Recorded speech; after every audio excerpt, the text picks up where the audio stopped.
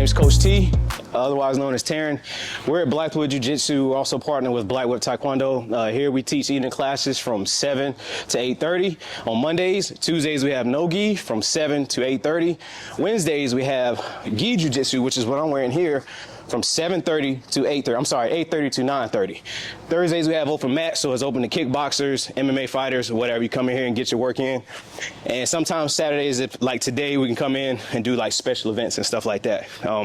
The program is pretty much tailored to competitors, self-defense.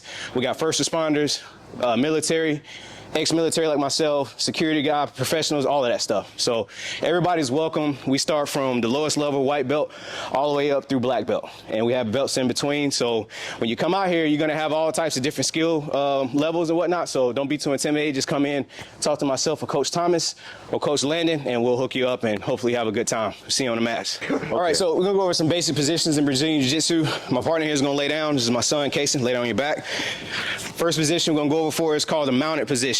All right, street fights, MMA, bar fights, all of that. A lot of these end up here. This is bad juju for the person on bottom. Reason why is because I can rain down punches and rain down elbows. I can even submit him if I know some submissions, all right? He's fighting me, he's fighting gravity, he's also fighting the floor that he's on. So he's got 3 different people he's got to fight, all right? This right here, for the person on top, I got 4 points of contact. Knees, either toes elevated or toes in the dirt, all right? Really, really good position for me. Terrible position for him. Let me turn this way so you can see it. All right. Like I said, both knees. A really good mount, I want to get up in his armpits because I don't want him to be able to try to hit me off. If I'm at his hips and if he throws his hips off, all right, I've lost balance. But if I'm up close to where his chest is, up on his armpits, he hips up, I have a little bit more stability and I can rain down punches, elbows, whatever. All right. So this is the mounted position. Going from there, we're going to move to knee on belly. The reason why it's called knee on belly, self-explanatory. All right, I'm gonna stand beside him, feet shoulder width apart. If I'm right-handed, left-handed, doesn't really matter. My knee's gonna go across his belt line. The other foot's gonna be posted out away from him, because if he tries to grab my foot, if it's too close, and he tries to sweep me that way, I'm going for a ride, all right? So I want to put this foot out the way he can't grab it. He has plenty of room. If he has long arms, that's fine. I can extend it out, but I want to make sure that I have really good pressure on his stomach and I have a nice little base with my leg. Second hand is going to go either behind his head or I can grab fabric because he has a gi on and I can grab the opposite leg to control him. If I want to be really nasty, I can pull him into my knee and he's feeling all of the pressure on my knee driving down into his stomach. This is terrible for him. I have all types of submissions from here. All types of attacks. I can punch them, whatever. All right, so this is the knee on belly. Let's turn this way so they can see it. Knee across the belt, foot is out, control the collar, control the leg, and I can pull him into the knee just to put a period at the end of a sentence. All right, third position is side control. From here, I'm attacking the side, so he's still laid on his back. All right, first hand is gonna go to the opposite side hip. On this side, I'm checking his hip with my elbow. All right. Other hand is gonna go up under the head. The reason why I'm doing this is I'm controlling where his head goes. If I have a really good side control, I'm gonna use my shoulder to push his head away because he's not gonna be able to turn into me. If I'm controlling his head, it's gonna be hard for his body to move. My left leg is gonna be a knee towards his shoulder. That way he can't force his way towards me. The other leg can either be out or it can be in. I prefer for it to be in. Let's turn this way. I'm just showing you this where my legs are. Knee is checking this side hip. The knee is checking the shoulder, head up under the arm, other hand checking the hip. Let's turn this way. Checking the hip, hand up under the head, shoulder, notice where his face is going. And I have both hands on the mat or I can grip here, which is a wrestler's grip that I can control both. This is very uncomfortable for him. Both knees on the dirt, controlling the hip on this side, controlling the shoulder. Try to come into me. He can't do it. I can stay here all day. Try to come into me. Try to hip up. I'm not going nowhere.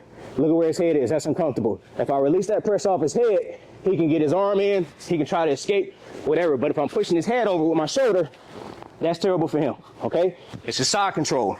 Now we're gonna go to a guard position. Even though I'm on my back, this is not my favorite position. I actually have control of him. Reason why, I have my hips, okay? So he's actually doing the right thing. He's controlling with my hips so I can't move around. But an inexperienced person is not gonna do that. They're gonna be fighting everywhere but where they're supposed to. But I have control of him. I can pull him in, push him out. Very, very simple move. when they're in my guard, I want to make sure that my feet are attached like so he can't come up. Because like I said, I can move them left, right, forwards, backwards. I can also set up submissions from here, sweeps. I got all types of different things I can do. If he stands up and he's in my guard, that's fine. I can actually go over, go back to knee on belly or whatever. Let me show you from the other angle. All right, so good guard position. I want to be able to control where his lapel is. That's the other side of his collar. Turn your head right here, and I can control his sleeve, all right? What he wants to do is try to push down on my hips. The reason why he's doing that, I can't pull him in now. His objective is try to get out of my guard. My objective is to keep him in my guard and either sweep him or submit him, which means he's tapping out, okay? So it's really, really basic, but it's a very powerful position for the person on bottom if you get like pushed down and they jump in between your legs, so it gives you an option, all right? The last one we're gonna go over is the rear mount. This is probably the worst position in Brazilian Jiu Jitsu and fighting because his back is facing me. He can't see what's coming, all right? It's called a backpack position. So turn towards the camera just a little bit. Hand, this side is going over, all right? This could be my choking hand, control hand, or whatever I want it to be. Other hand is gonna go up under his arm, and I can either attach to one of the lapels, wrestler's grip, toes and thumbs grip, whatever. I just wanna keep him in nice and tight so he can't go away. Legs, one hook is gonna be in, other hook is gonna be in, all right? And he's up. I can control his legs this way. I can move different ways, go for different submissions, whatever, all right? This is terrible for him because if I was really nasty, I could trap one of his legs, one of his arms, punch him in the head, stab him, elbow him, whatever, all right? Well, for demonstration purpose, I'm just gonna let his arms be free and I'm just gonna hold him here. So if this could also be a good restraining position, if it's like somebody that's fighting, I can grab both of his wrists, stay here, try to get out. He's not going anywhere because I'm controlling him. If he rolls to his side, even better, especially if he don't know what he's doing, okay? So this is called the rear mount. Once again, it's very, very, very basic. What I want to try to do though, if I don't get control of his hand, this hand especially where my head is, and I'm only doing this because I'm teaching, he decides to throw an elbow with this side, I'm eating it. So what I want to try to do is duck my head down if I can and get control of his arm, all right? From there, I don't have to worry about the elbow. If he elbows me from the other side, my head is on this side, I'm not worried about it. So I have a good position, but for the most part, whenever you get here and you establish a really good position, you're not gonna really move around too much, okay? Try not to cross your feet, because if I do, he puts one foot over mine, that's a submission for me, that's an ankle lock. Don't wanna do that. Only other thing I can do is a body triangle, where I get one leg out and bring it in, now I have a triangle. That's very, very painful for him, especially if I decide to squeeze, okay? I don't have long legs like that, so I don't really like body triangles, but I try to stay right here, okay? Real basic stuff. Those are the 5 positions that you guys will deal with in Brazilian Jiu Jitsu and fighting. You have other ones just kind of in transition, but just bring them down for the basics. That's what we got.